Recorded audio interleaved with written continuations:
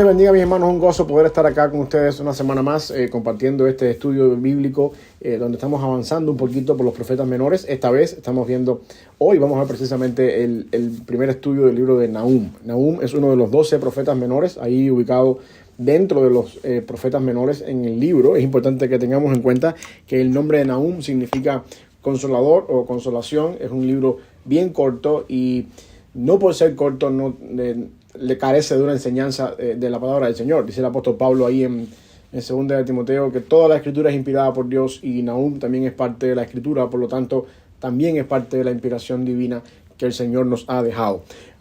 Para poder tener una idea del contexto de Nahum, es importante que lo situemos en el momento geográfico e histórico donde Nahum está viviendo. Nahum desarrolla su ministerio aproximadamente en un periodo de unos 50 años entre la caída de Tebas de Egipto y la caída de Nínive por manos de los asirios, el rey Asurbanipal, quien había sido uno de los reyes más feroces, sanguinarios, que se mofaban incluso de las cosas que hacían con los enemigos, de las grandes atrocidades que hacían con los enemigos. Por lo tanto, Nahum está prediciendo la caída de Nínive, que eventualmente iba a caer, por supuesto, producto de su pecado, y su ministerio se muestra, en su profecía se muestra un odio grande hacia Nínive, producto de la depravación y de la maldad que tiene Nínive.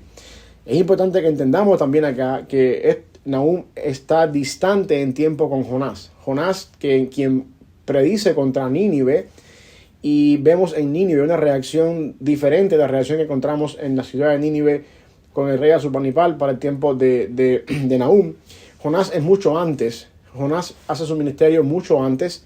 Por lo tanto, Nínive es restaurada con la predicación de Jonás. Se arrepienten, como dice el libro, Dios perdona su pecado y Dios no trae el juicio que estaban esperando ellos como ciudad.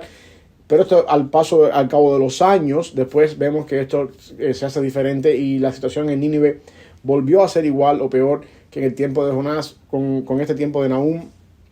Y la predicación de Nahum, por supuesto, es la inminente destrucción de una Nínive que unos años antes ya había sido restaurada por Dios a raíz de la predicación de Jonás, pero que habían vuelto a caer en el pecado y al cabo de los años pues habían olvidado esta restauración y Dios se encarga ahora de tomar cartas en el asunto. La ciudad de donde Nahum es, Elcos, es una ciudad no conocida, no sabemos en el mapa a ciencia cierta dónde está, pero sí sabemos que Nahum era parte del pueblo de Israel y que de cierta manera estaba profetizando dentro del pueblo de Israel. Es un libro bastante exaltando la soberanía de Dios, exaltando la misericordia de Dios, el juicio de Dios, la paciencia de Dios.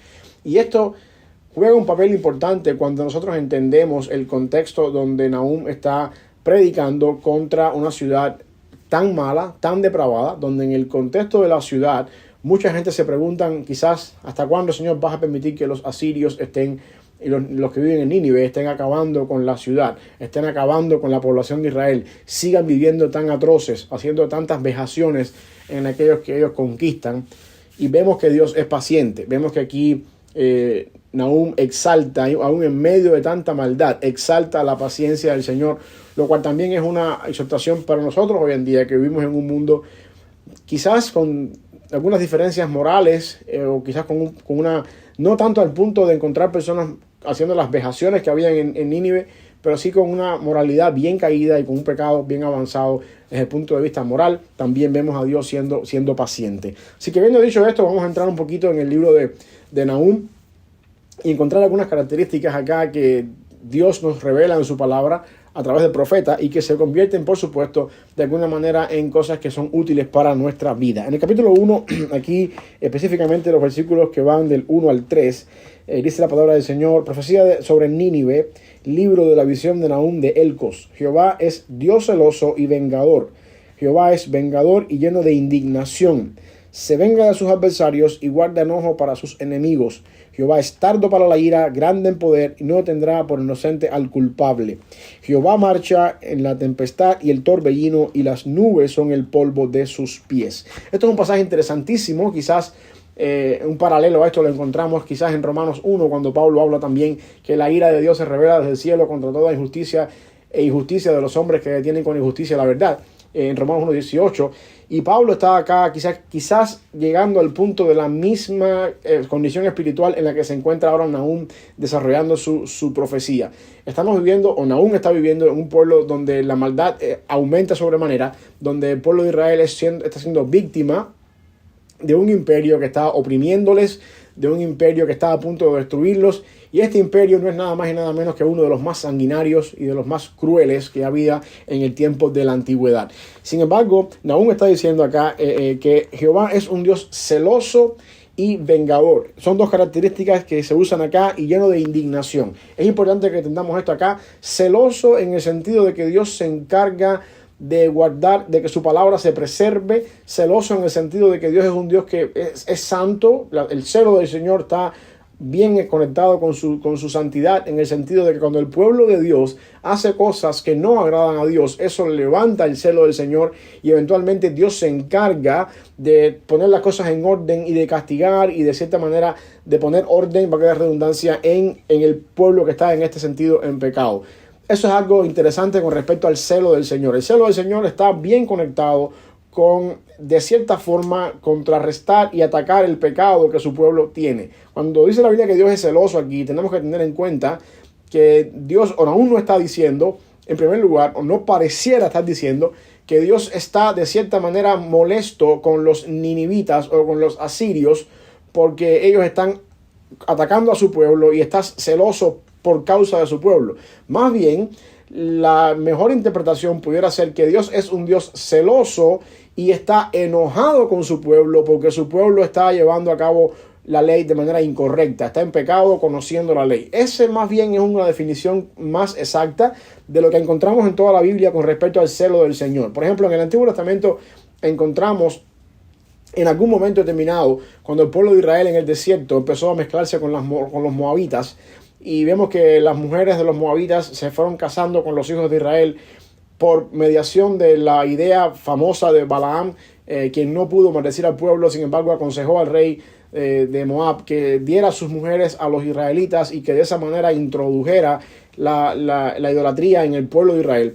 Hay un episodio cuando el pueblo está sufriendo esto y Dios está castigando al pueblo. Hay un episodio de un hebreo que entra con una mujer moabita a su tienda, y el sacerdote Eleazar, por este celo del Señor, entra a esa tienda y traspasa a ambas personas con una lanza. Y la Biblia dice que eso hizo que Jehová se calmara, metafóricamente hablando. Eso hizo que el celo de Jehová se aplacara y que la ira de Jehová se aplacara, y por lo tanto eso trajo un pacto entre la descendencia de Eleazar en el sacerdocio para siempre, debido a que Eleazar fue el medio que Dios usó para calmar su celo o para de alguna manera aplacar su ira. Debido a eso, cuando Nahum dice que Dios es un Dios celoso, es más importante quizás la idea de que Dios está celoso con su pueblo, porque su pueblo hasta este momento no ha sido fiel en mantener su promesa, y por lo tanto Dios está enojado con ellos y está usando a estas personas, a estos ninivitas, a estos asirios, con toda su crueldad, con toda su maquinaria malvada, para llevar a cabo esta justicia o esta satisfacción de su justicia producto de su propio celo. Así que esta característica quizás de que dice que Jehová es celoso va directamente en contra del pueblo de Israel, pero lo que sigue, vengador, también puede ser que vaya en contra de los asirios, en el sentido de que aunque los asirios son un pueblo que Dios está usando para castigar su pecado, los asirios son responsables de las acciones malvadas que ellos están llevando a cabo. El punto es el siguiente: no tiene justificación ninguna los asirios para pararse delante de Dios y decirle, bueno, nosotros estamos sencillamente siendo el instrumento que tú estás usando para castigar a tu pueblo. ¿Cómo es que ahora también tú nos castigas a nosotros después que nos estás usando como instrumento? Esto es lo que se conoce en la teología como el compatibilismo con relación al problema del mal. Dios permite el mal. Dios usa muchas veces los malvados para su gloria, pero al mismo tiempo los malvados que Dios usa para su gloria son responsables de sus propios actos, porque en ningún momento Dios los incitó a que hicieran lo que están haciendo. Sin embargo, ellos están haciendo lo que están haciendo como un medio para exaltarse a ellos mismos, y lo están haciendo conscientemente sin tener en cuenta el concepto de darle la gloria al Señor. Yo sé que esto quizás es un tema un poquito difícil de digerir, pero lo podemos apoyar bíblicamente en Santiago, cuando Santiago dice, cuando alguien es tentado, no ya que es tentado de parte de Dios, sino que cada cual es tentado cuando de su propia concupiscencia brotan estos deseos y entonces pecamos. Esto es lo que está pasando con los ninivitas o con los asirios. En ningún momento estas personas conocen a Dios. Ellos quieren atacar a Israel, ellos quieren conquistar el mundo, ellos quieren hacer crueldades, masacrar, por el simple hecho de su propia vanagloria, por el simple hecho de aumentar su propio egocentrismo, su propio imperio, por darse fama de que son los más sanguinarios. Dios castiga eso, aunque al mismo tiempo Dios utiliza eso como un medio para castigar a su pueblo. Eso es lo que quiero que entendamos. Dios no es el responsable del mal, sin embargo Dios usa el mal que otras personas hacen según su propia concupiscencia en este momento muy determinado para llevar a cabo su propio juicio contra su pueblo. Así que eso de alguna forma resume la idea de que, según Nahum, Dios es celoso con el pueblo que no está haciendo las cosas bien y vengador contra aquellos que usan el mal para castigar al pueblo del Señor. Dice que Jehová también está lleno de indignación y se venga de sus adversarios, lleno de indignación. Por supuesto, también esto está conectado con la santidad del Señor, en el sentido de que Dios es santo, de que Dios se indigna cuando hay pecado. Por ambos lados, el pecado de la nación de Israel, que estaba supuesto a obedecer al Señor, producto de la relación pactual que tenían ellos, y el pecado de una nación pagana, que es sanguinaria, y que unos años antes ya Dios había perdonado por mediación del profeta Jonás, que había estado ministrando en algún momento dentro de la ciudad. Sin embargo, estos ninivitas no tuvieron en cuenta lo que Dios hizo con ellos en tiempos de Jonás y volvieron de nuevo a levantar un imperio maligno, malévolo y sanguinario, y ahora están llenando a Dios de indignación con todo lo que ellos están haciendo. Y es interesante, el versículo 3 dice que Jehová es tardo para la ira y grande en poder. ¿Hasta dónde puede llegar el mal? ¿Hasta dónde Dios permite que las cosas sucedan? Bueno, Jehová es tardo para la ira. El Señor se demora en airarse, y es importante que tengamos en cuenta acá que esto es un término antropomórfico o un término analógico para poder entender un poquito mejor a Dios. Dios es inmutable, Dios es impasible. Su impasibilidad dice que en Dios ninguna fuerza externa ejerce sobre él presión para mover sus emociones o para mover sus acciones.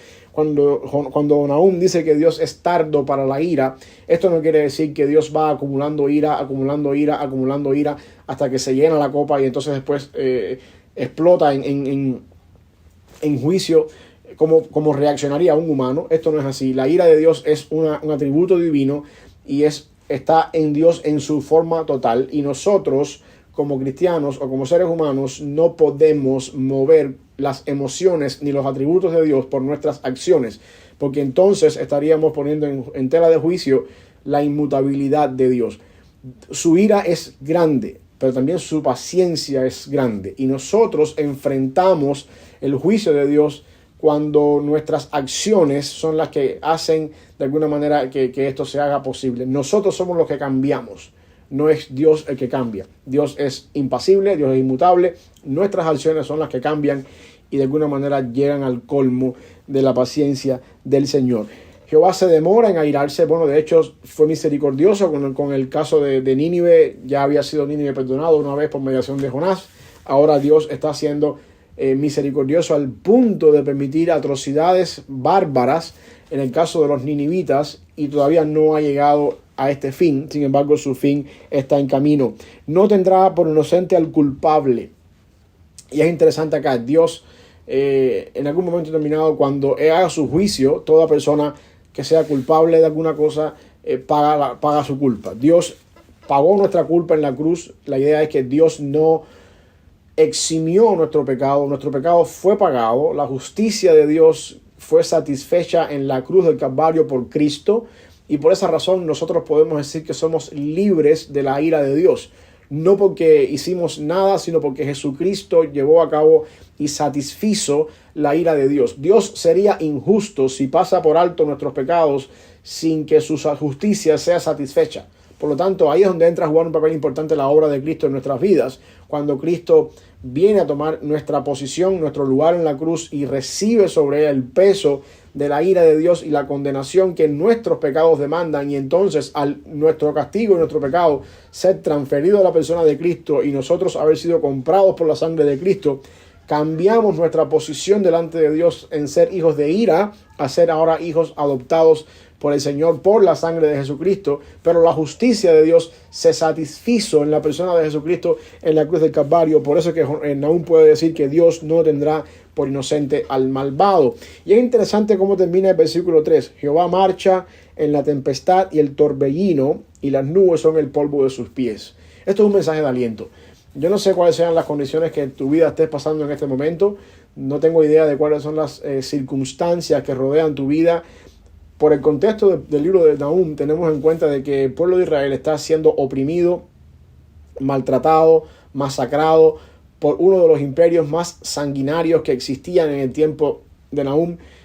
Sin embargo, Nahum pone a Dios en una dimensión tan grande, diciendo: Jehová marcha, Jehová no se ha quedado detenido. En medio de todas estas cosas que vemos que están nebulosas, que no sabemos qué está pasando, que no encontramos a veces a Dios obrando en nuestra vida, que nos parece que Dios está completamente distante de nosotros, que no lo podemos ver, Él marcha y las nubes son el polvo de sus pies. Nuestros problemas, la mayoría de nuestros problemas o todo el engranaje de nuestros problemas son el polvo delante de los pies del Señor. Su grandeza es mucho más que lo que podemos estar enfrentando nosotros. Esa parte final del versículo 3 es un mensaje de aliento y de esperanza para un pueblo que está sufriendo. Lo mismo es un mensaje de aliento y de esperanza para ti y para mí hoy. Nuestros problemas son polvo en los pies del Señor. Él marcha. Su plan está llevándose a cabo. Su plan está avanzando. Su voluntad se está cumpliendo. Ninguna de las cosas que pasan en nuestras vidas toma a Dios por sorpresa. Él es el Dios omnipotente, el Dios omnisciente, y una vez más nuestros problemas no son nada delante del Señor. Seguimos avanzando un poquito más y aquí Nahum nos demuestra ahora otra dimensión del carácter de Dios. Capítulo 1, versículos del 4 al 6, cuando dice: Él amenaza al mar y lo hace secar, y angosta a todos los ríos. Basán fue destruido, y el Carmelo y la flor del Líbano fue destruida. Los montes tiemblan delante de él, y los collados se derriten. La tierra se conmueve a su presencia, y el mundo y todos los que en él habitan. ¿Quién permanecerá delante de su ira? ¿Y quién quedará en pie en el ardor de su enojo? Su ira se derrama como fuego, y por él se hienden las peñas. Aquí nos está mostrando Nahum la majestuosidad de Dios. No hay nadie que pueda pararse delante del Señor. Una vez más tenemos que tener en cuenta que Nahum está predicando a un pueblo que está viendo a Asurbanipal, al rey de los ninivitas, para este entonces como un soberano, como aquella persona que se creía ser Dios, que había estado conquistando naciones, doblegando imperios, y se creía invencible, pensaba que podía hacer con cualquiera lo que quisiera. Sin embargo, Nahum nos está mostrando: nuestro Dios es mucho más grande, es mucho más majestuoso. Hay cosas que nadie puede hacer, que solamente Dios puede hacer, y Dios se encarga de demostrar su majestuosidad y su poder sobre aquellos que de alguna manera a veces levantan su ego un poquito y se piensan que son mucho más, sin embargo no lo son. Nahum usa una serie de características en cuanto a la naturaleza: el mar, los ríos, ciudades como Basán, el Carmelo, el Líbano, los montes, todas estas cosas para demostrar que la majestuosidad de Dios, su grandeza, está por encima de cualquier persona o rey o ser humano que pretenda ser mucho más grande que lo que en realidad es. Eso es un llamado a nuestra humildad. Nosotros no podemos creernos que somos mucho más de lo que somos. Pablo dice que cada cual tenga el concepto de sí que debe tener. Es nuestra responsabilidad pensar de nosotros mismos hasta dónde podemos llegar y reconocer siempre que en las manos de Dios siempre somos objetos insignificantes, porque Dios es un Dios majestuoso. Nínive iba a caer, de hecho cayó más adelante, y Nahum lo está profetizando. Con todo lo que Asurbanipal y el rey de Nínive se pensaron que eran soberanos, se pensaron que eran dioses, cayeron, porque Dios es majestuoso, porque nadie puede burlarse del Señor, porque la justicia de Dios llega a tiempo, porque Dios detesta al arrogante y al contrito de corazón Dios acepta y recibe. Por lo tanto, nuestra responsabilidad es reconocer siempre en humildad que solamente somos instrumentos en manos del Señor, reconocer su majestuosidad y caer siempre delante de Él en humillación. Más adelante, terminando ya un poquito, Nahum nos recuerda acá otra cosa con respecto a Dios en los versículos del 7 al 15, cuando dice: Jehová es bueno, fortaleza en el día de la angustia, y conoce a los que en él confían. Mas con inundación impetuosa consumirá a sus adversarios, y tinieblas perseguirán a sus enemigos. ¿Qué pensáis contra Jehová? Él hará consumación, no tomará venganza 2 veces sus enemigos. No tomará venganza 2 veces de sus enemigos, aunque sean como espinos entretejidos y estén empapados en su embriaguez, serán consumidos como hojarasca completamente seca. De ti salió el que imaginó mal contra Jehová, un consejero perverso. Así ha dicho Jehová: aunque reposo tengan y sean tantos, aún así serán talados, y él pasará. Bastante te he afligido, no te afligiré ya más, porque ahora quebraré su yugo de sobre ti y romperé tus coyundas. Mas acerca de ti mandará Jehová, que no quede ni memoria de tu nombre. De la casa de tu Dios destruiré escultura y estatua de fundición. Allí pondré tu sepulcro, porque fuiste vil. He aquí sobre los montes los pies del que trae buenas nuevas, del que anuncia la paz. Celebra, oh Judá, tus fiestas, cumple tus votos, porque nunca más volverá a pasar por ti el malvado. Pereció del todo. La idea acá es que Nahum nos está mostrando básicamente que la bondad de Dios y la justicia del Señor vienen de la mano. Nahum estaba hablando acá de la destrucción de Nínive. Dice: ya en un momento determinado ya yo he satisfecho mi justicia. De alguna manera ya yo he terminado de juzgar el pecado de Israel. Por lo tanto, Nínive, tú fuiste el instrumento que yo usé, pero ahora voy contigo. Te voy a destruir, voy a hacer de ti un país completamente desolado.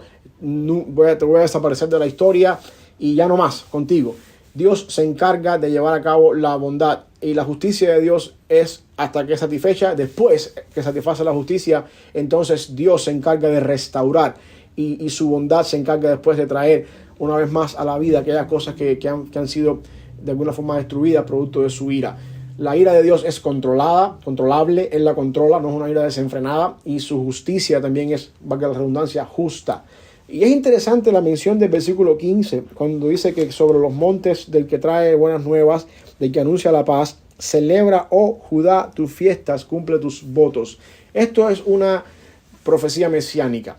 Y básicamente Nahum está haciendo referencia a que esa justicia de Dios, a que esa bondad de Dios y esa justicia se va a satisfacer completa en alguien de Judá, que va a celebrar sus fiestas y cumplir sus votos, porque nunca más volverá a pasar el malvado sobre él. Esto es una profecía mesiánica, porque al final del día no fue en la destrucción de Nínive ni de Asurbanipal donde Dios suplió su justicia.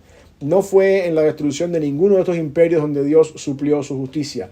Fue en la cruz del Calvario donde Jesucristo pagó el precio de la justicia de Dios. Por eso es la mención a Judá, por eso es la mención a esta persona que viene de la tribu de Judá, donde Dios va a suplir su justicia y donde Dios va a permitir que su pueblo no sufra más. Y nosotros estamos del lado acá de la historia hoy en día, 2000 años después de esto.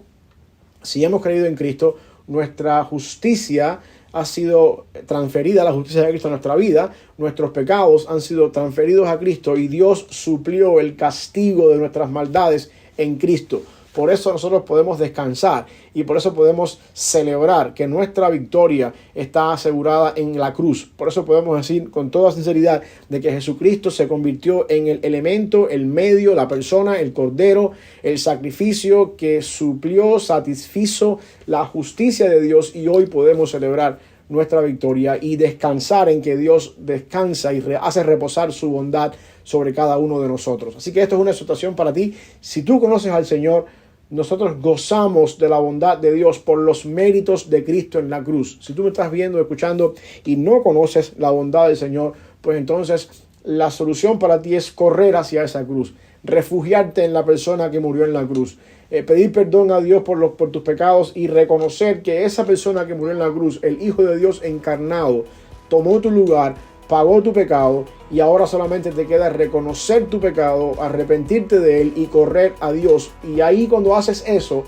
tu pecado se transfiere a la cruz y la justicia de Dios en Cristo se transfiere a ti, y por lo tanto de ahora en adelante solamente reposas en la bondad del Señor. Que Dios te bendiga y que este sea el sentir de la palabra del Señor en tu corazón, si es que tú conoces a Dios o si es que no conoces al Señor. Nos vemos la próxima semana.